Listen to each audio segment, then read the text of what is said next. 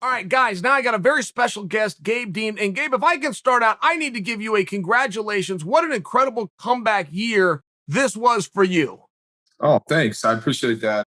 Yeah, it was very unexpected for me, but I'm glad I did it. So, What prompted the comeback? And as much as I want to know what prompted the comeback, why did you ever stop in the first place? I mean, you were spending so much time in the room, right? I'm an outsider, but I'm watching. I'm watching you in the room, getting workouts with Dake, training your own brother. Why did you ever stop in the first place? I stopped because my focus shifted over to building Cornell wrestling as a program, and I just saw the opportunity there with the pieces coming together and what we had, and if we just filled a couple of those missing pieces with some recruiting classes and really start focusing developing our guys, because as we know, competing, it does take some selfishness with really paying attention to yourself in terms of being at that level. So I really just wanted to start pouring into our guys and pouring into the recruiting and getting Cornell wrestling to the point where it can win team national titles.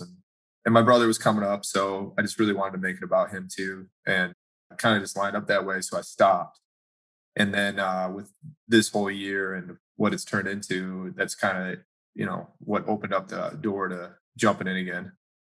All right, the last I saw you wrestle was at the trials. I followed the U.S. Open, which was last week, and I saw you weren't there. Are you re-retired? Are you considering it, or are you going to make a shot for this world team in 2021? I'm re-retired. I've kind of gotten into the business world. I've been working on a few things for about 8 months. I started a company back where I was from, and now I'm just kind of head first into all that. So just was the time we went for it, and now it's time to move into the business side of things.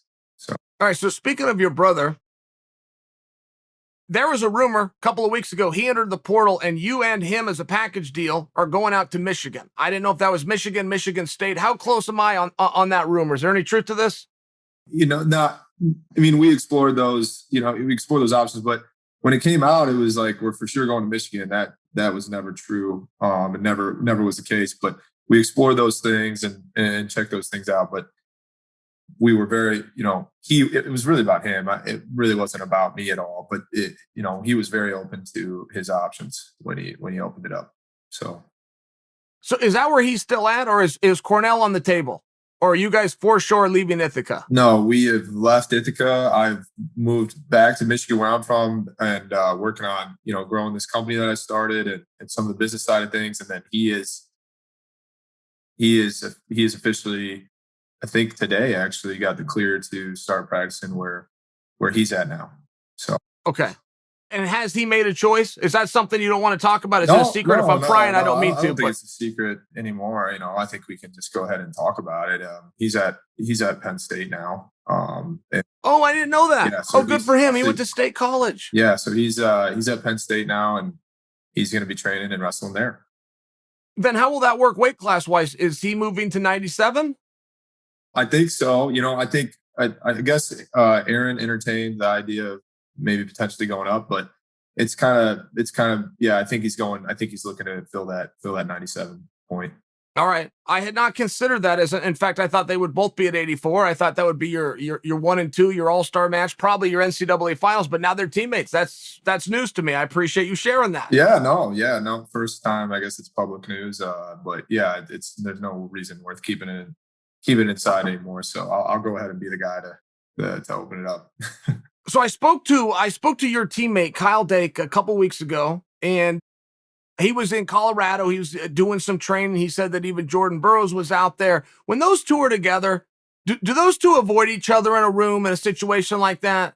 I mean, is there a competitive animosity there, or in a practice room would they grab each other and start working positions? No, I don't think they ever wrestle together. I don't think it's that like that. I don't think they ever would. I think there's a lot of respect there as competitors between them. Don't necessarily think they're close by any means. But they are like I said, respectful and friendly, but not. I wouldn't say they're like real close by any means like that. And moving forward as the Olympics progress, do you plan to work with the team? Still work with Dake? Not with the team. No, I'm not. Not on staff. Moved off. Yeah, no, I think that's open to anybody. I think they're hiring for that right now, and then For me, and then for the Dake wise, I know he's reached out a couple times. There might be a couple opportunities to help him with a few things and work with them a little bit. But nothing set in stone. And are you studying that? Are you studying that weight class, from the Chamizos to the Russian to even this last chance qualifier? Got a very meaningful kid that just won the Europeans by example. Like, do you study the sport? Would you give advice to Kyle on his weight class? I never, my job for Kyle was to kind of mirror the competitors that he was up against, and do my best to do so. Some of those guys like Chamizo and, believe it or not, I'm not exactly built like Chamizo. So I had a hard time mirroring some of these guys for him, but I really did a lot when I was his partner and training partner. I was doing a lot of film study on just how those guys wrestled. And then I guess if you would say I coached him, I just wrestled like the guys that he was going to compete against. But I wasn't. I think Mike Gray was definitely more of an influence in terms of breaking down technique and kind of being an actual coach. I was a training partner. So you mentioned moving back to Michigan. Max is now at State College and the business world. What business are you in? Anything that you want to share? And you're doing that from Michigan. You don't plan to move out to State College and follow Max. Is that correct? No. Nope. I'm pretty. I started a mobile storage unit business about the whole concept came to us about 10 months ago, and we've been working on it all year. And then finally we hit the market about 6 weeks ago when everything was ready, and it's going well. Honestly, it's very time consuming. I've been working about 12 to 14-hour days, getting my hands dirty, and wrestling prepared me for that. So so we're servicing all of Michigan and the Chicago area, and then I also own some real estate and some investment properties on the side with some business partners myself. So I just, guess it's real estate if you wanted to come Sure. to everything. So I got to tell you, I'm so happy to hear that because, I followed your career, and so many times the sad side of this is as wrestlers, we go brain dead. When we get done wrestling, we go brain dead. We forget. It was a very true expression that Dan Gable coined, which was once you've wrestled, everything in life is easy. But it's so true. And we forget about our goal setting. We forget about the hard work. I can remember just some weight cuts, some early mornings, some weight cuts, and the misery of that. I've never experienced anything in the business world nearly as tough as that. I mean, what Dan Gable said about everything else is easy, Gabe, it's so true, but some of us forget it at times. It is so true. And it's tough when you get out of that world. My first year out of college that was a hard year because it's like, what do I do now? I'm not really wrestling for national titles. I'm not really doing that anymore. What do I do now with myself? And really kind of have to I wouldn't say reinvent your purpose in a way, because you're not competing in like that anymore, and it's a tough process. I think a lot of athletes struggle. You heard Michael Phelps and guys like that talk about it. They struggle once their competitive careers are over, and it's you gotta have more clarity than just being an athlete in life. In my opinion. No, it's a real question. What do I do with my time? And I went through it with wrestling, but I went into MMA for a little bit. So I answered that question. I was able to fill the void. Then when I stopped MMA, I was confronted with it again. What do I do with my time? There's now 4 hours in the day that I wasn't used to having. What do I do with it? And it's a real struggle. It's a real question. And I know people think that's a great problem to have, but it's a problem nonetheless. And you got to figure it out. Well, what was that transition like for you? When you went from wrestling to MMA, two kind of in the similar world, but different things. He's still an athlete, but professional athlete now. Sure. Like? I'll tell you, let me tell you how smooth this was, because I was training with two guys, Greco-Roman wrestling, Dan Henderson and Randy Couture. And every day at 3:00, we had wrestling practice. So we were going through the Olympic trials. When those ended at 3:00, I just showed up for practice, but they threw me some gloves and we took our shoes off. So for me, there was no difference. Every day at 3:00, I'm still in the room with the same two guys with different rule set. So it was very smooth. I didn't have any great story of like sacrifice where I had to pick up and move across the country and join a new team. I was able to do the same thing with the same guys. Yeah. And then you transitioned out of MMA. And was that transition to MMA like the transition out of MMA? Very much so. Where the first couple of weeks, it was so happy. Like there was a real sense of relief. All the stresses of, who's next and how am I going to be prepared, or even just doing the media tours, what you eat, what you don't eat. But all those stresses were gone. And for 2 weeks, it was so enjoyable. And then I was confronted with what do I do with my time? And, I never really realized how much I enjoyed some of the stuff, putting on the singlet, walking in front of whatever the fans were, shaking hands, trying your best. I never really realized what a treat that was to be able to do it. Over a period of time, it turned into something I have to do. And now I look back and it was something I want to do. Right. Right. And then you reinvent that into something else. Right. Sure. It's kind of what the beautiful thing about the sports is that you lays the foundation for teaching at such a young age of so many different values that really make up a human being that are important in order to be successful in life. So it's just about being able to reinvent that into something else and take those things that you learn from your experience. And Gabe, when you left wrestling, and we call it a comeback what you did this year, but you weren't gone for all that long. But when you left, did you know the whole time I'm going to get Olympic fever? The whole time, was that in the back of your head, or did you really think I may never walk on the mat again? No, I really didn't. I really didn't think I would come back. I never wrestled those styles in high school. I played football instead. And then, when I got into college, I messed around with it a little bit.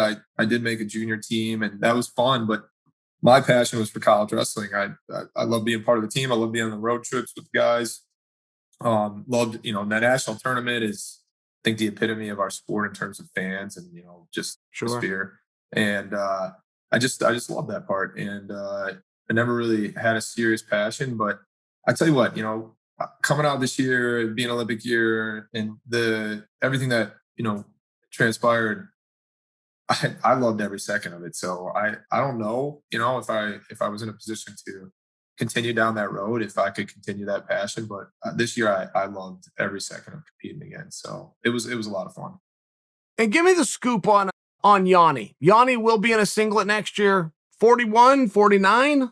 It's tough to say. Mike and him, Mike's kind of the guy that, calls the shots and really is Yanni's lead in terms of his guy, between him, his father, and Coach Cole.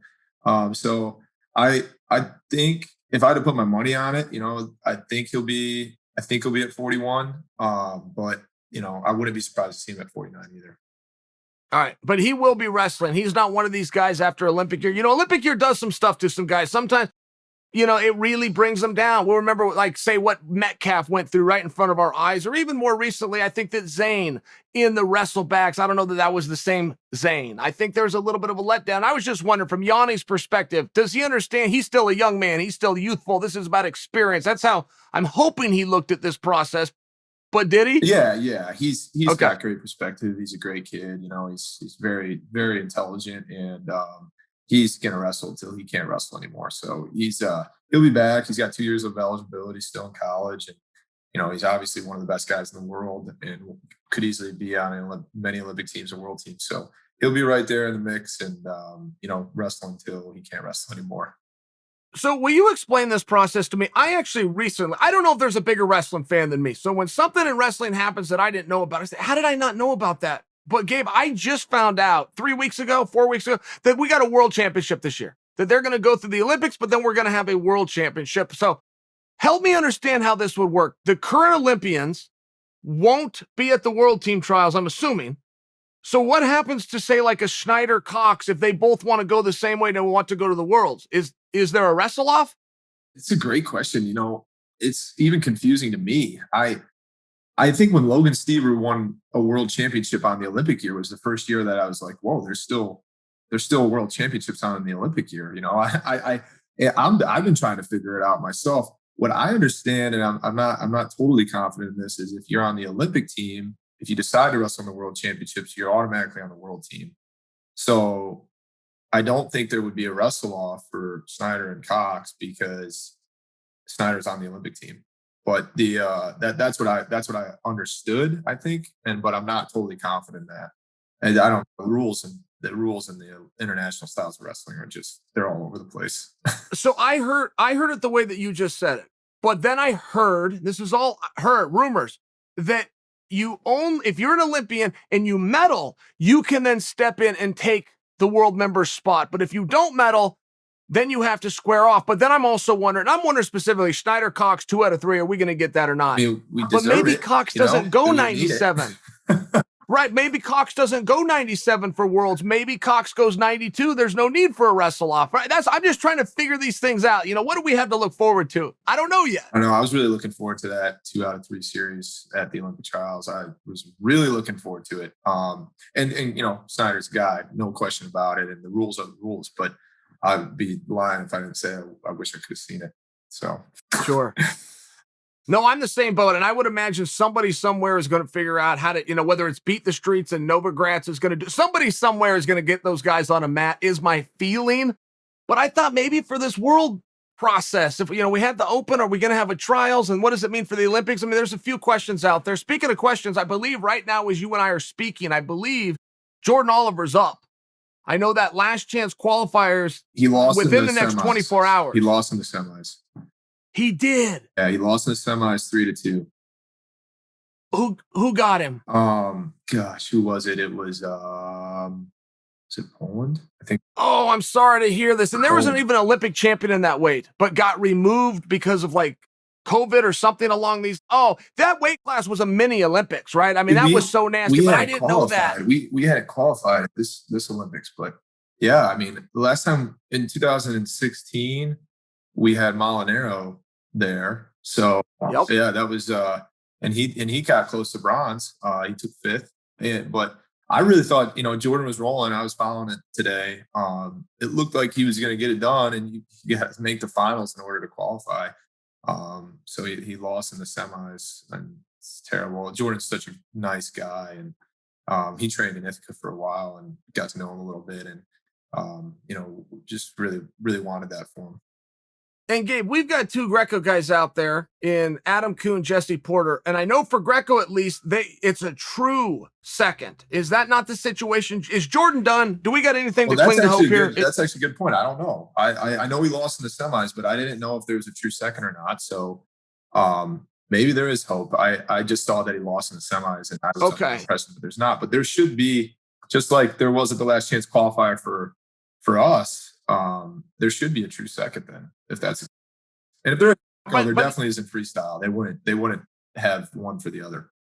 By the time you and I get this edited and USA Wrestling gets it out, we'll already have these answers. But for right now, between us, maybe let's not lose hope yet. I know for sure, I'm right on this one. I know for sure that the Greco has a true second. It's the same tournament for the. I'm gonna guess this one has a true second. There's got. He never met up with. Gotta be. There's gotta be. Yep, there's gotta be a true second. Right. Greco has it. All right. Well, let's hope that these two haven't crossed paths yet, and see where all that goes.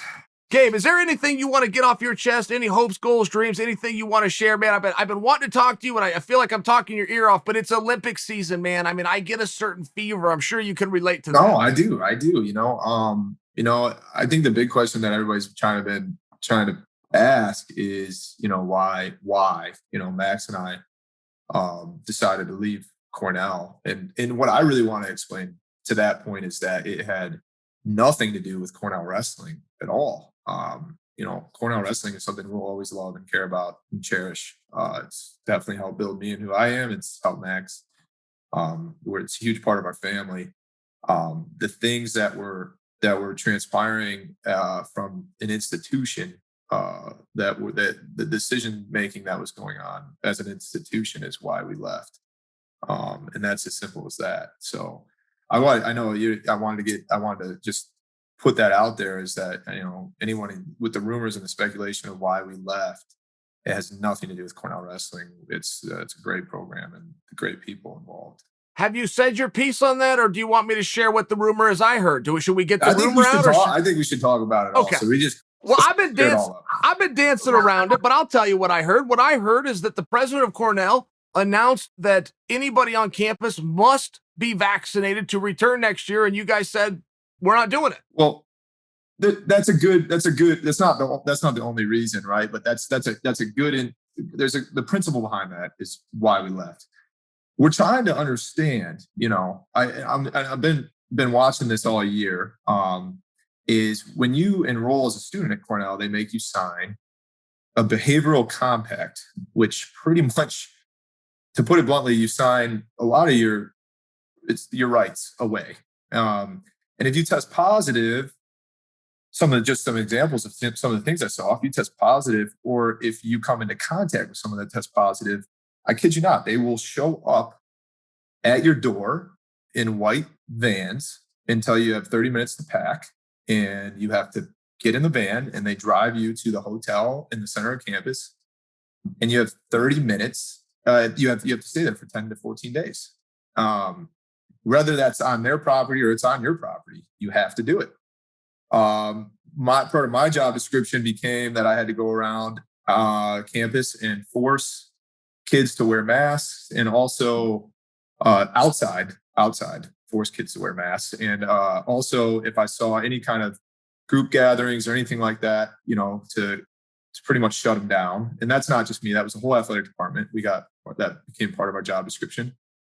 Wow. And it just, I'm a big component of freedom. I think that's what makes America amazing. And I couldn't believe that for a group of kids that have pretty much a 0% mortality rate from this, we're being completely just stripped of their experience. I mean, they come to Cornell and they come to, compete, and especially in athletics, they got completely shut down. Why did they cancel spring sports this year? Why? I mean, we've had football, we've had basketball, we've had in every other conference in the whole country except the Ivy League, and we're still canceling sports. And it's just, we finally got just to the point where we put our foot down, and I couldn't be sitting in front of, people and their families and their houses and telling them and just telling and guaranteeing things where that weren't the case when I first came to Cornell. It just, and that's the sad part. It's because your freedom is stripped away if you enroll as a student there. And wow, we finally put our foot down. So, and is it true that the president said you must be vaccinated to return to Cornell? Is that one of the mandates for students next year? That is correct. Yeah, you have to be vaccinated in order to return to Cornell. Now, I think there's maybe a religious exemption or something along those lines, but yeah, you have to be vaccinated. And like I said, I'm trying to understand why, vaccinations, whether you want to or not, that's your choice. And it should be your choice. There's nothing wrong or anything like that with vaccinating. It just should be your choice. It's your body. You're a human being. So I go, why are we doing this to 18 to 22 year olds that have a 0% mortality rate? It doesn't make sense to me. Sure. And I'm always going to pursue a life of freedom, and that's why I love America, and that's why this is what makes America the greatest country on earth. And I just don't. I completely don't agree with some of the decision making of the upper levels of our institution. I think it's extremely wrong. And finally, well, good for you. Got to the point where we put our foot down. And Gabe, is this something that's going on nationwide, by example? I mean, it must not be going on at Penn State, for example. Is this an Ivy League thing, or is this unique to Cornell? I've never heard of it anywhere. Some of the vaccinating things, it seems like it jumps across lines a little bit. I think Rutgers did it, and so they're in the Big Ten. And then I've seen a couple other schools come out and say that they're going to, do the same thing. But the biggest thing was that Cornell canceled all their sports. They canceled fall sports, they canceled everything. Got canceled last year. So, the NCAA championships, spring sports got canceled, which, fair. We're trying to figure out what this is. And then fall sports got canceled, which we're like, okay, that's a bummer, but, then that's terrible for those sports. But, surely, it seems like things are coming around. Football is playing in all the other conferences, and things are happening in the fall. And then they were the first to come out and cancel winter sports. And then they became the only conference to cancel winter sports. And then it was like, okay, well, we're going to stick through this because, we want to, we're part of this team and we're going to stick through this. And by sure enough, they're going to come through in the spring. There would be no logic behind why we would not play spring sports. And then they canceled spring sports. And it was like, that's it. There's something bigger going on here. Everybody else is playing sports out in every conference in the country. And why is this happening here?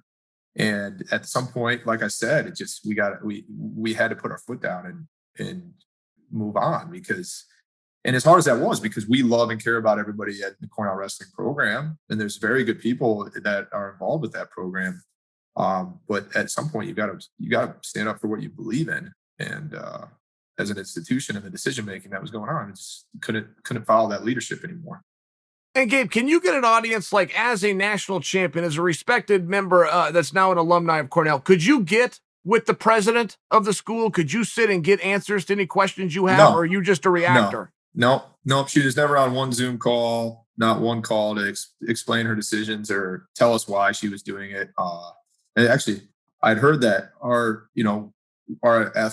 athletic director, who is amazing, Andy Noel, who's an incredible human being, hadn't even really had contact with her at all himself.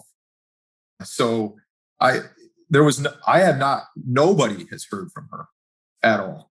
And her team of people that are making those decisions. It has been silent. I would assume that would add to the frustration, right? I mean, every now and then you just need to be heard. You got to hear from somebody else. Well, when you make a decision for a group of people, for that really impacts their life, you better be the one telling them why you're doing it. Like when you better have the empathy and the accountability to be able to sit across the table from them and tell them why you're doing that.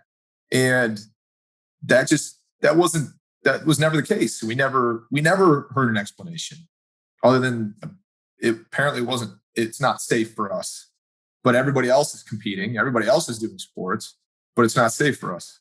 And I don't understand. I'm trying to understand why. And I'm not, the person making the decisions is not there telling me why.